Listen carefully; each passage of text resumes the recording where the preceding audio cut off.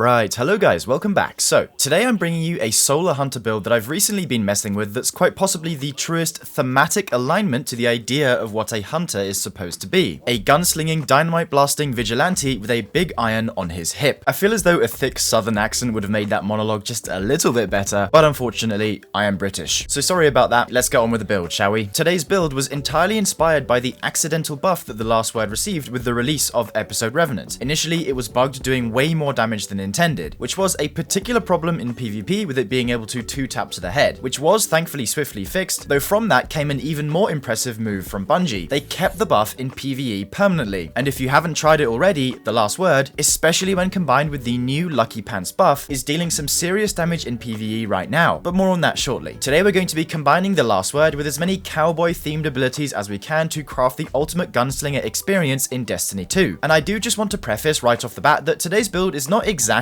going to carry you through the most challenging content in the game per se, but instead provide a unique playstyle that's nothing short of, well, fun, since after all, fun is all that matters. And if there's one thing I can promise you about this build is that it is exactly that. So keeping that core philosophy in mind, let's begin our Space Cowboy adventure by first diving into our subclass configuration. There's no subclass more appropriate for the cowboy cosplay than Solar Hunter. And starting off with our super of choice, we're going with Deadshot Golden Gun, and I'm willing to bet you forgot this super even existed, so let me give you a quick refresher. Deadshot Golden Gun gets 6 bullets as opposed to Marksman's 3 and is able to fire them much faster, though as a result they deal far less damage, and you should really view the main strength of this super as ad clear, not boss damage, which is exactly how we're going to be using it. There's also a very important fragment which helps with this super's uptime, but more on that in just a moment. For the rest of our abilities, we're taking Gambler's Dodge so that when we use it near enemies, it fully refunds our melee ability, and speaking of, for said melee ability, we're going with Knife Trick since I believe it's the most theme appropriate. And just in general, this melee packs quite a punch compared to the other options. Lastly, we're also going to be taking Healing Grenade to improve our survivability, but you can swap this for something like Incendiary Grenade instead if the content you're playing isn't particularly difficult. Moving on to our aspects now, the first one is going to be Gunpowder Gamble, since there's truly nothing more cowboy themed than a big old stick of dynamite. The way this works is any solar weapon or ability kill will charge a meter that once full gives you a dynamite grenade that can be detonated early to cause an ignition in a wide radius. It takes 2 melee kills or 6 weapon kills to fully charge it, so a healthy combination of both will have you spamming this grenade very frequently. Plus, throwing the Gunpowder Gamble, then swapping to the last word to detonate it is so goddamn satisfying.